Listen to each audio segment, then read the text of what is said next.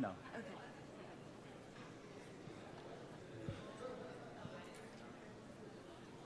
Okay. Good afternoon, ladies and gentlemen. We're about to start our next session.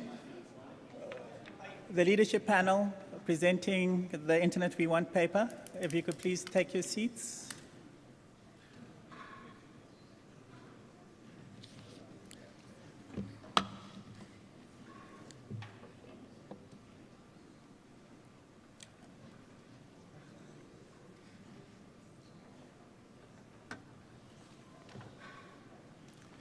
Thank you very much, and thank you for your patience. I know that we are the ones that are between you and the gala dinner, but I assure you this will be a great session. Just as a form of introduction, the leadership panel was established by the United Nations Secretary General last August, and it is supposed to be a strategic, empowered and multi-stakeholder body to support and strengthen the IGF. It has three key functions, and one is to provide strategic inputs and advice on the IGF. The second one is to promote the IGF and its outputs, supporting both high-level and at-large multi-stakeholder engagement in the IGF and also IGF fundraising efforts. And the last priority is to exchange IGF outputs from the forum to other fora and also vice versa, and bringing it back into the IGF. And also leveraging the right MAG expertise. So they are working in concert with the multi-stakeholder advisory group of the IGF. And the panel consists of 10 members. It's chaired by Vince Cerf, and our vice chair is Maria Ressa. They will introduce themselves later, going down. And there is also 5 ex-official members. One is the Secretary General's Envoy on Technology, and the other one is the current MAG chair, and followed by 3, which is the current host of the IGF, the previous host of the IGF, and the upcoming host of the IGF. So with that, I'll give the floor to the chair of the leadership panel, Mr. Vince Cerf, to take it on from here. Thank you. Thank you so much, Changatai, and good afternoon, everyone. Thank you for your patience as we got ourselves organized. In case you're wondering about the empty chair, we're hoping that the tech envoy, Amandeep Gill, will be able to join us when he gets here. In the meantime, what we would like to talk to you about is a paper that the leadership panel developed over the past several months. It's called The Internet We Want. And what I would like to emphasize for you is that the term internet in this context is far broader than simply the thing connecting computers together, which, to be quite frank, was what I was focused on 50 years ago when the Internet project was first launched. But 50 years later, it is everything is connected to everything, including you and me, people, Internet of Things, devices, and businesses, governments, all kinds of different parts of our planet are interconnected, not as completely as we would like, and not as usefully always as we would like. And that's why we want to talk to you about the Internet and writ large that we collectively think that we want and will work towards, and we hope that you will join us in this. The Internet Governance Forum, as you well know, has been underway for 18 years. And in that time, it has itself evolved along with the Internet. And I might say it must continue to evolve in order to satisfy the needs of this growing online digital environment. And I am proud to say that I have every confidence that the IGF and its secretariat and all of you who make up its activities will continue to evolve to meet the needs of this demanding online environment. So I also want to acknowledge Paul Mitchell, who is in the middle there. Paul, if you'll raise your hand. He is the outgoing chair of the MAG. I would like to invite you to thank him, perhaps prematurely, because he does not escape until the end of the week. But can I ask that we acknowledge all of the hard work?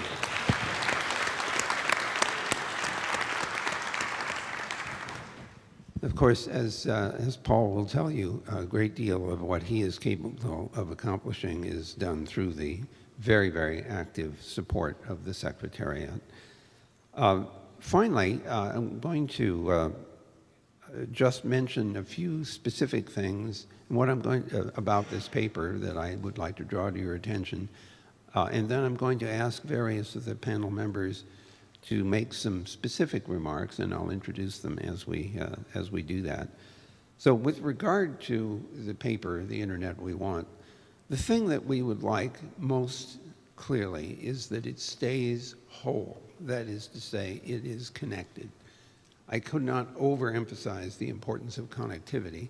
It was the fundamental purpose of the network, was to provide connectivity among computer-based systems way back in 1973, at the time focused on the needs of the American Defense Department, looking for the use of computers in command and control.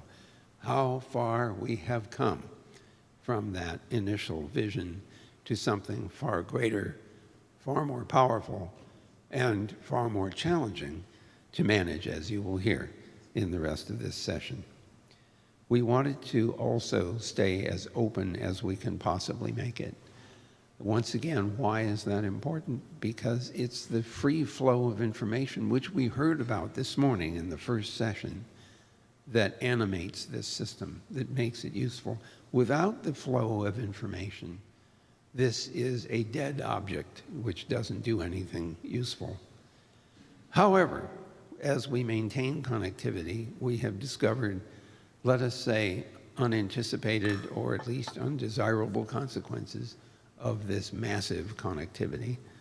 And we've discovered, frankly, that people are people, and they take advantage of technologies that have this kind of amplification capacity for purposes that perhaps you and I would agree are not in anyone's best interest, or at least certainly not in everyone's best interest. So we want to keep the internet whole and open, and that is the beginning of the discussion that this paper contemplates. Last point I want to make is that this is not a static paper. The leadership panel recognizes that the evolution of the internet, the evolution of IGF, and this paper must go into the future anticipating further changes and developments as we learn how to solve some of the problems that we encounter today. So I'm going to turn next to Maria Fernanda, who has been on the stage several times already. She's the board chair of the ICC and a very respected member of the panel. And Maria Fernanda is going to speak to the universal and inclusive nature of the internet we want. I'll be calling on a few other of the board members specifically, after which I will be asking them for general remarks about their involvement in this desirable properties of the internet. But let me call on Maria Fernanda first. Maria. Thank you very much, Bint. One of the key characteristics of the internet we want is for it to be universal and inclusive for everyone. The internet today underpins agriculture, energy, healthcare, manufacturing, and education. It has fundamentally changed the way people interact with their peers, business, and governments. Universal and meaningful connectivity can drive economic development, improve education, healthcare, and access to information while fostering innovation and social inclusion. However, despite significant progress in expanded internet access, 2.6 billion people remain unconnected. Some of those people lack a way to get online or cannot afford to do so, requiring further infrastructure and innovative technological policy approaches to expand connectivity. However, it's not just about providing infrastructure. Some people may not have the skills to use digital technologies in the way they want. Some might not have a reason to go online because there is no content which gives them a compelling reason to engage in digital technologies or which is not in their language.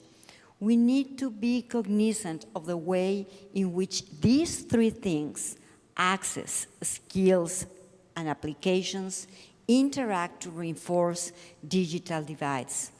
Achieving this goal will require collaborative efforts from governments, business, civil society, and other stakeholders to ensure that the internet is accessible, affordable, and beneficial to everyone, everywhere.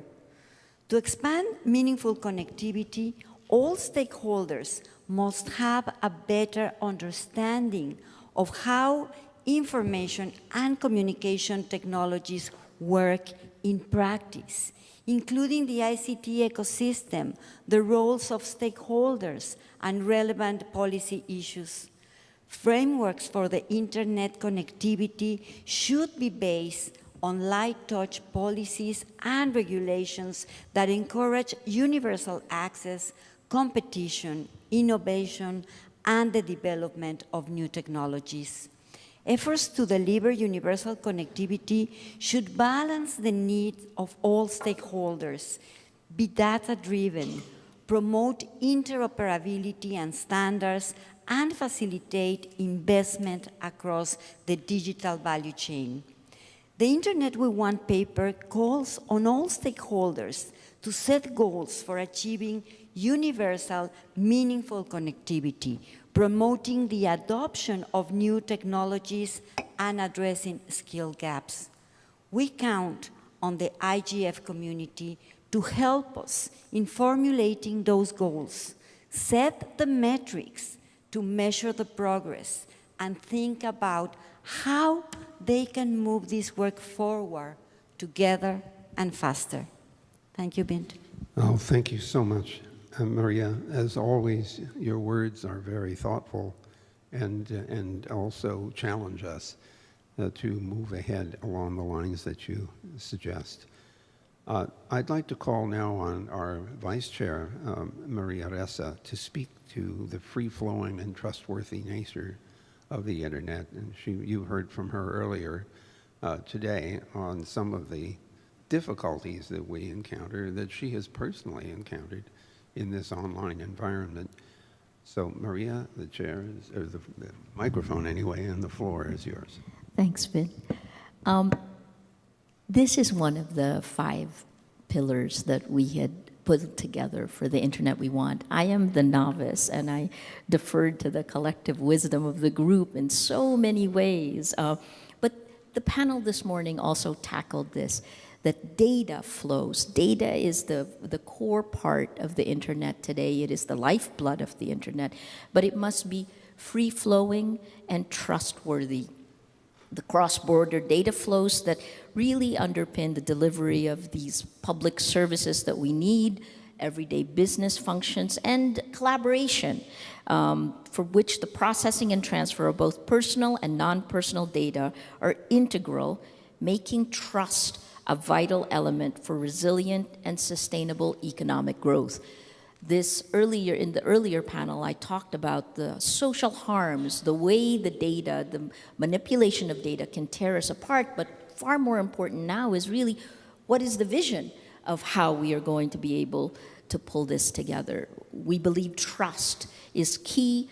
It's strengthened when governments adopt robust and comprehensive commitments to protect the rights and freedoms of individuals, of all of us, including the fundamental right to privacy. Cooperation between governments and all is needed to set interoperable policy frameworks that would facilitate the cross-border data flows. We call on the stakeholders of the internet, that is all of us, to set goals to unlock the value of the data flows for sustainable development and enshrine trust as the prerequisite for data sharing regimes founded on the protection of data. Every time I listen to you, Maria, I think how important it is that we listen to your experience and also the challenges that you put before us. Trust is incredibly hard to gain and easy to lose. You've heard that more than once, and it's worth reiterating. What I think is most serious is figuring out how to build trust into the system. And the part that I find the most troubling is that there is no magic that technology will introduce to make trust happen. Trust is a concept between people and institutions. We learn trust from experience. It's not a magic bullet that a digital signature assures. Accountability is important. The ability to identify parties is important. How would we do business transactions without that? We learn to trust because we learn to trust sources of information based on experience. So we have a long ways to go in this online environment to establish the kinds of trust that we learned to establish in the offline environments that we've lived in for so many years. Well, speaking of safety and security, Lisa Fuller, who is the Director General of the European Telecommunications Network Operators and a distinguished member of this panel, has something to tell us about safety and security. So, Lisa? Thank you, Vint. And cybersecurity and security has been one of the things close to my heart for many, many years. So I'm very glad to be talking about this with this esteemed panel and these esteemed colleagues, because this is a brain trust of many people with different backgrounds and different approach to internet and security in general. But the more embedded and the more digital our lives becomes, we need to, of course, to make sure that cyberspace is safe and secure. And it's not only the internet, as we also started with saying, it's everything digital, because it's more than the internet today. It's Internet of Things, but it's also AI, and it's the things that are underpinning, the systems underpinning our software, anything related to cars, banks, etc. We are so strongly depending on digital, we're strongly depending on the internet, so we need to make sure that it's well functioning. And the ICANN chair, Tripti Sinha, said it very beautifully earlier today. She said, tech is built for people, and we need to make sure that it brings value to people. And I think being safe and secure is another thing underpinning the value of anything in tech. So strengthening cybersecurity is one target that we think is extremely important in the leadership panel. But of course, we need to make it safe without jeopardizing the openness and without harming any trust in the internet. And security is an area where all parts of the internet ecosystem need to work together to ensure it. So we need an internet that would stay safe and secure, but we also need to have a joint effort to make sure that this is happening. And that's why we think it's important that we, or even paramount, sorry, that we will set goals to establish and implement robust frameworks for cybersecurity, including legal structures, practices, and cross-border cooperation to combat cybercrime. But again, this is something we need to talk about and set goals and measures together. And this is why it's important we're here to reach out to all of you to understand how you see it. Thank you. Thank you so much, Lisa. I want to emphasize something that she mentioned. She used the word software. It's really important for everyone in this room to recognize that the internet is made up of software. It is an extremely diverse ecosystem. And the fact that these are artifacts created by human beings, and I'll set aside the fact that some large language models seem to be able to write programs as well. That's an interesting thing to contemplate. Our problems with software relate to the fact that we can never do this perfectly. Moreover, I use the word diverse ecosystem on purpose. The vast array of devices that are part of the internet represent not a single uniform unified system. It is an extremely diverse ecosystem of software. And no surprise that it doesn't always work perfectly. So our safety and security here is an objective, but it's not something that I expect we could guarantee. And let us pretend for a moment that the internet was, in fact, actually, purely, absolutely safe and secure. That would still not protect us against some of the problems that Maria points out, because people would use the safe and secure internet to pass misinformation, disinformation, hate speech, and all the other problems that we've encountered. So safety and security are necessary but not sufficient to create the internet that we want.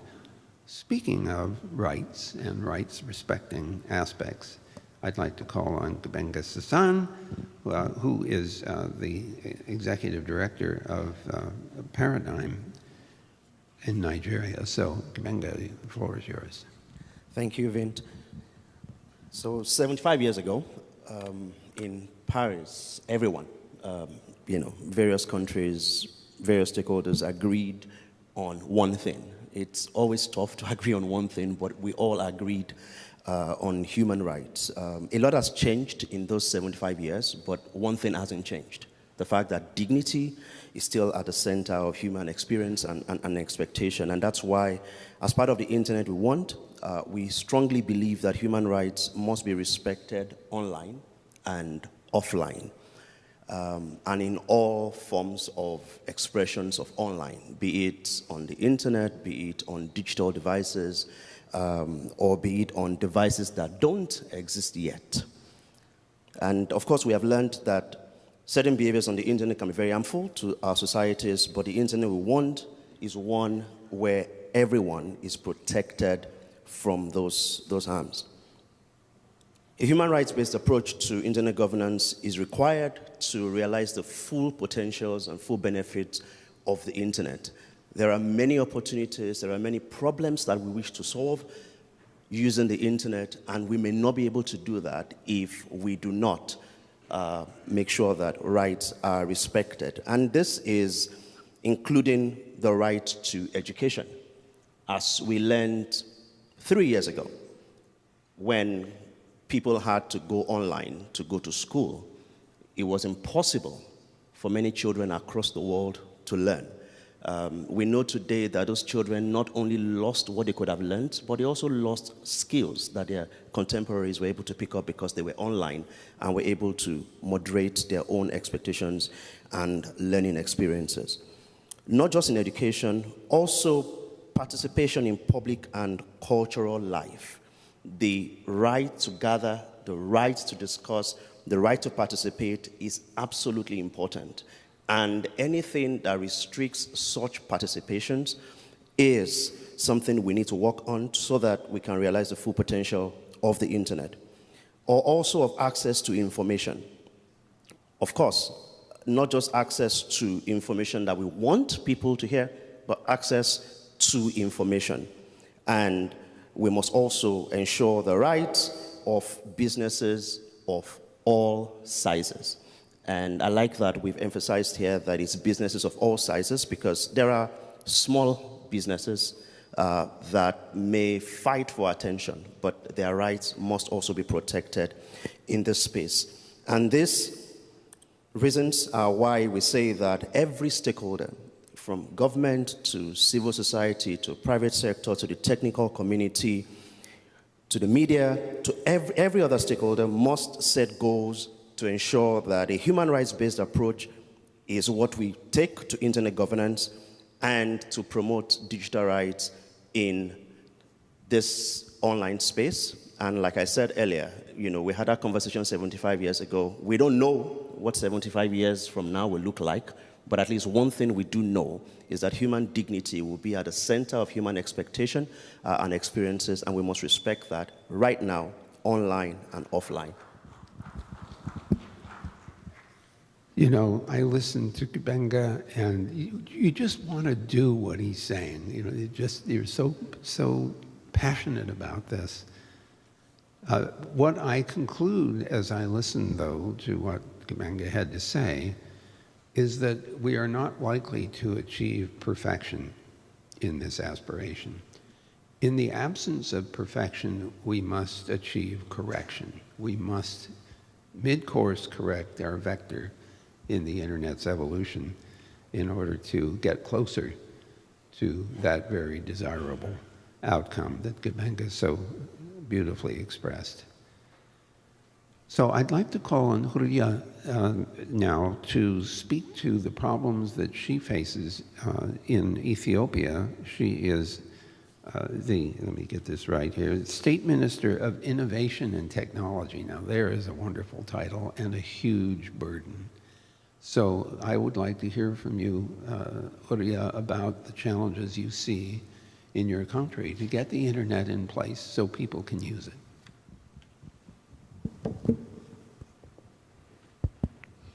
Okay, thank you so much. I would like to thank Mr. Chairman. What do we want, or the internet we want in our country, especially as I am living in Africa?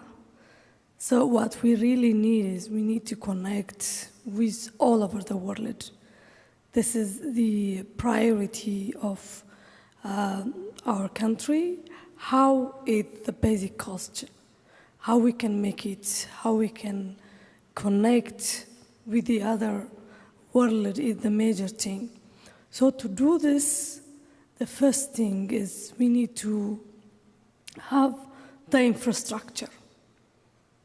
We need to provide the internet access for all in the country and in the continent. So to do this, we need to have a common infrastructure to spread or improve the accessibility of all people connecting the internet. So while we are having a common infrastructure, that we are going to have a common content, or because we are living in a diverse country, diverse society. So especially if we check Ethiopia, we have more than 18 languages in the country. So while they are having the infrastructure, they need to use it in their own language too. So we need to work on the content too. They have to use the internet to content. To do this, we need to work on the digital skills, the development of the skills, digital literacy. So when people have the literacy, they can use the technology, they can learn from technology, and they can create a technology because they easily understand what does it mean. So the first thing, we are working on building the infrastructure, which is connectivity and power, and the other infrastructures which are needed, it has to be worked first. Then the enabling systems, digital enabling systems like digital ID, digital payments, and cybersecurity. So they will follow after the infrastructure.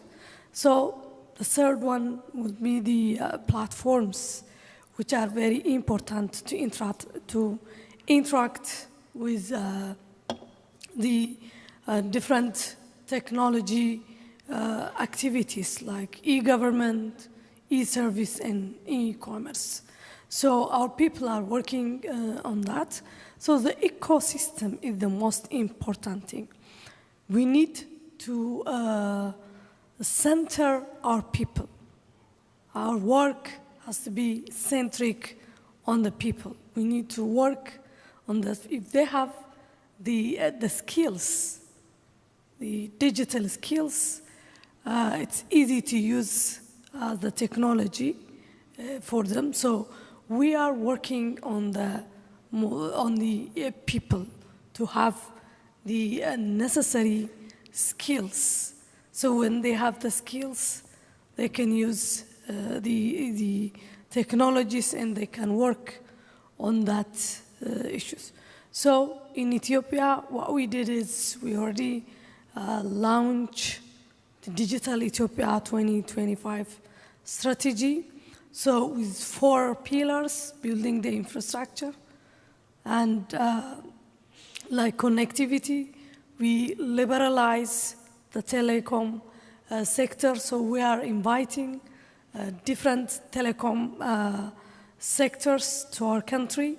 So we are expecting that it will improve the quality service because not having the infrastructure is not enough. It has to be quality. The services has to be quality, and accessibility is the most important thing, meaningful accessibility. When we are saying meaningful accessibility, it has to be, the services has to be quality in terms of internet, in terms of using mobile services. And it has to be reasonable also. Affordability is the critical thing. Even though there is some infrastructures, some services, if they are not affordable, they cannot use it. So it has to be affordable, not only in terms of the price, in terms of the devices they are using. So we need to invest a lot to provide reasonable devices, price of devices of the country, and the content also very important. To do this, people are competing and working on that. So this is how we are working at a country level, especially building the ecosystem is strengthening our financial sectors to support our innovative young people who are creating a lot of new technologies, advanced technologies. So we need to support, to coordinate, because I always believe that the world have a common goal to make a better place, a better world for every humanity. So this is for all of us. We need to cooperate, we need to collaborate to make a better world for everyone. So we need to connect those people who are not connected yet.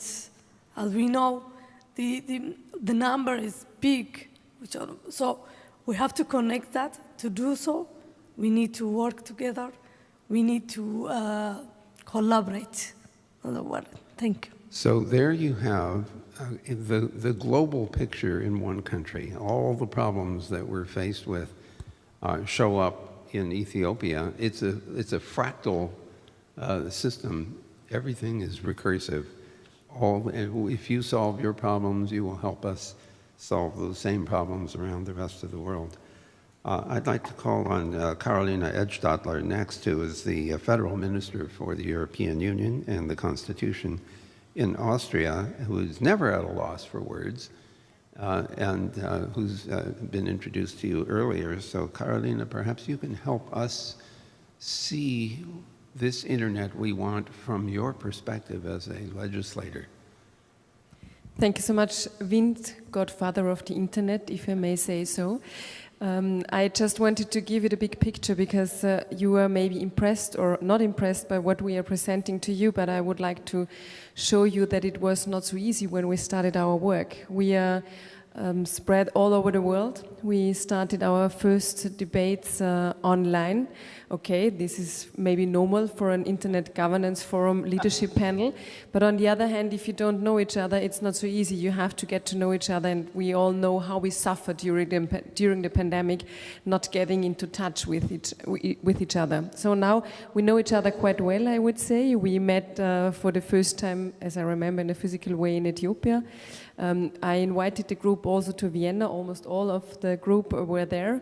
And now it's the next event after Geneva, Genf in Austrian, Geneva in Switzerland, and now here in Tokyo. And I think we are many steps forward now in the meantime, because we have this paper, the internet we want. We can feed to this paper. We have some pillars, as Maria Ressa mentioned. There is also something which is very important from my view, the rights approach. So we have the need to have a human rights approach also for the regulations we need without stopping innovation. So, and this is what we reached also in civil society. There is a lot more of awareness, and of course everyone has AI in his or her hands with ChatGPT and other applications. So this is the work, how we try to fulfill our mandate also, which should end in August next year, maybe a bit later, because we want to feed into the Digital Global Compact also. And we are, of course, open for your ideas and recommendations also, and your experiences, because I think AI is learning a lot every day. So do we, at least we try, even if we are not that quick. And we hope also for your contributions. Thank you so much. Well, thank you so much, Carolina. And on that last point, for all of you, those who are listening and those who are on the distribution list for the IGF, we hope that you will take some time to read this paper and react to it. We want to express what we believe are your principles and your aspirations. If we have not done so, we need to know that. And so we ask you, please, to respond with your ideas and your comments and criticisms. We have a few other speakers that I would like to call upon, and we won't quite end at 6:15, but we'll try to be crisp about this. I'd like to ask Yoshida-san. You are our host in some sense here in Japan, here in Kyoto. And may I say, it has been a magnificent reception. The organization is spectacular, the venue is beautiful, and we are taking a great advantage and pleasure in meeting here. But what is important is what you have learned from your involvement with the panel and your engagement with the internet in Japan and elsewhere. What else would you add to what we've already said about the internet we want?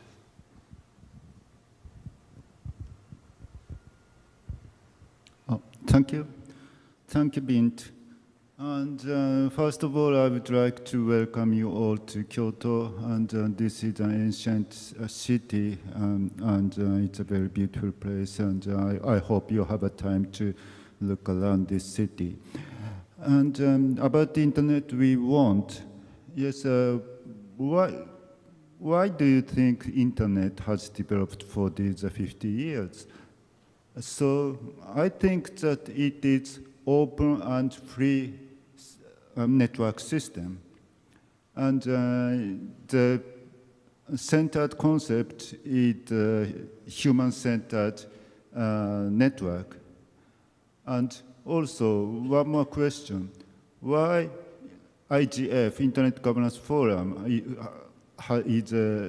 is attracting many people? So it is a multi-stakeholder approach. So any stakeholders can come together and discuss how we can improve the internet. And so that more and more people are taking part in the discussion here. And this year, more than 8,000 registrants and 6,000 of them are in person, and 70 or 80% are coming from abroad. And so these two concepts are very important. Of course, we have many challenges, as referred to by previous speakers. So we still now on the way of building up trust.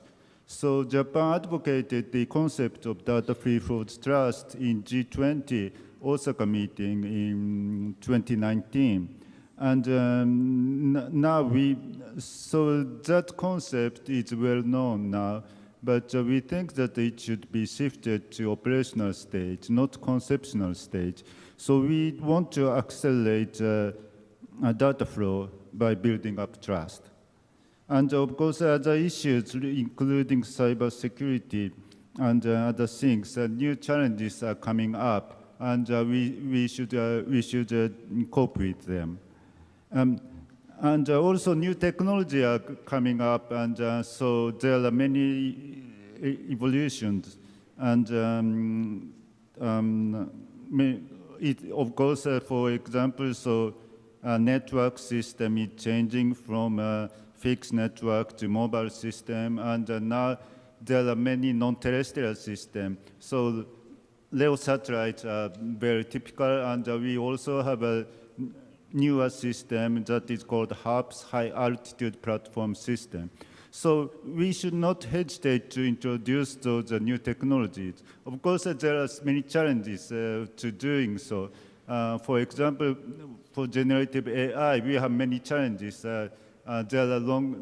are starting a long discussion, but the technology is going so fast, so we should do it in a very short period. We should cope with those challenges in a very short period. It is a very hard task, but we should do it. But anyway, so there are many challenges and many new technologies coming up. But what we should keep, something, basic concept that should not be changed. There are some points. That's what I referred to in the first point. It is open and free and human-centered and multi-stakeholder approach. Those concepts should be kept. And with that basic concept, we should do our work on the internet. Thank you very much. Thank you so much, Yoshida-san. I think I would interpret some of your remarks to suggest that the IGF has enormous potential, it has enormous capacity. That's all of you who are here and those who are listening and are participating. This is a body of some substance, and it is an important one whose work should continue. So we have two other speakers left, and I'm going to ask, first of all, Paul Mitchell, who's now spent 2 years as the chair of the MAG, the Multi-Stakeholder Advisory Group. As you think, Paul, about the challenges that lie ahead of us, looking ahead towards the Global Digital Compact and the outcomes of the future, the plans for the future, speculations for the future, can you say a little bit about the IGF's capacity to evolve? Because your successor is going to have to adapt the IGF work towards an even larger agenda, I think, than it has already experienced. So perhaps you can opine on that for the benefit of your successor and those who work with you to make the IGF such a useful body. I think this microphone is not. Yes, it's on. It is on? I can hear it. Okay, thank you.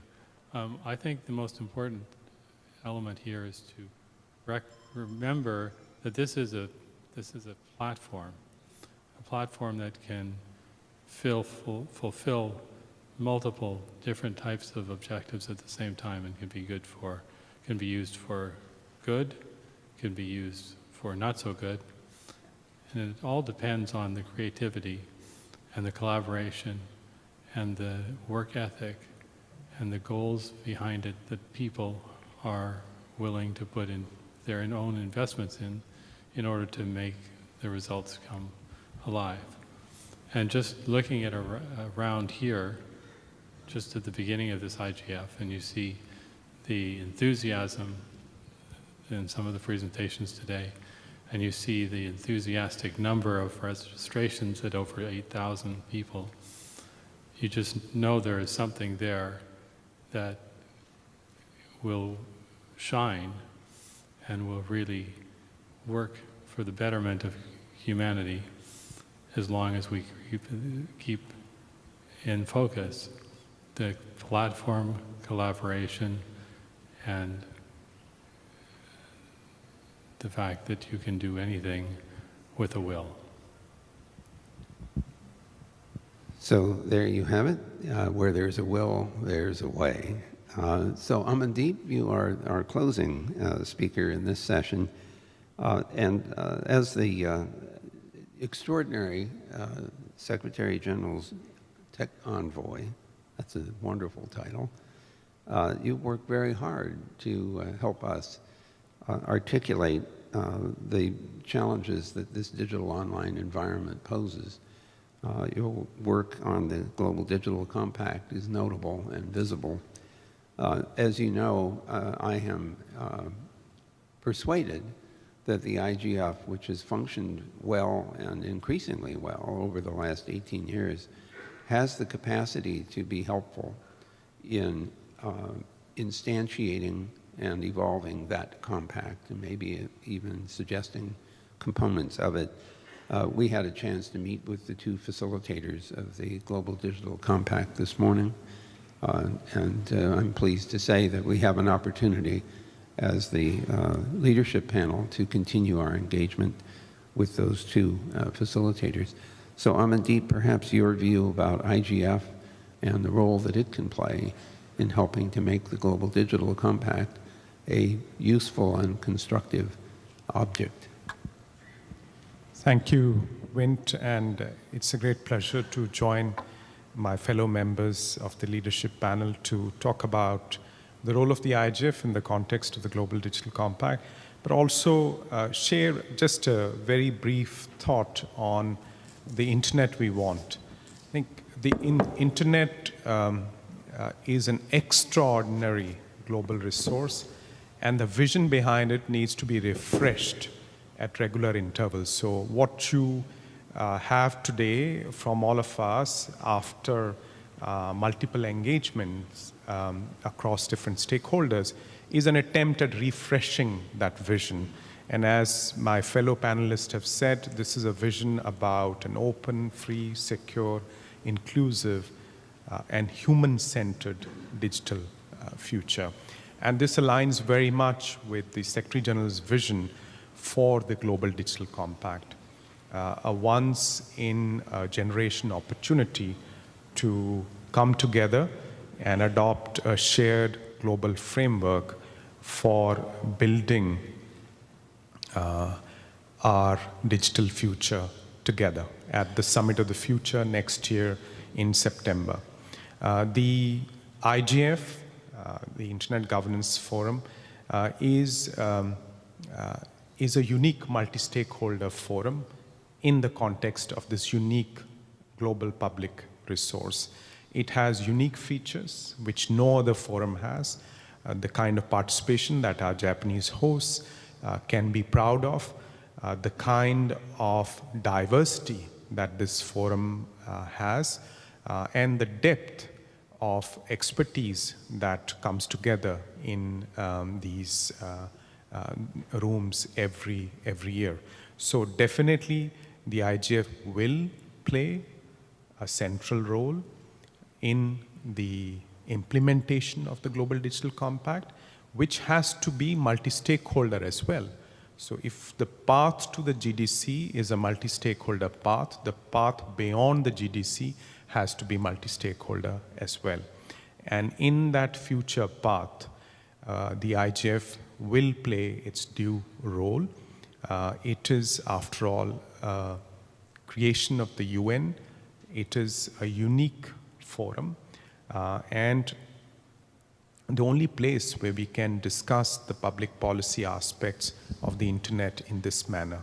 And the internet is going to continue to play a role in our digital future, and therefore the IGF will continue to play that role.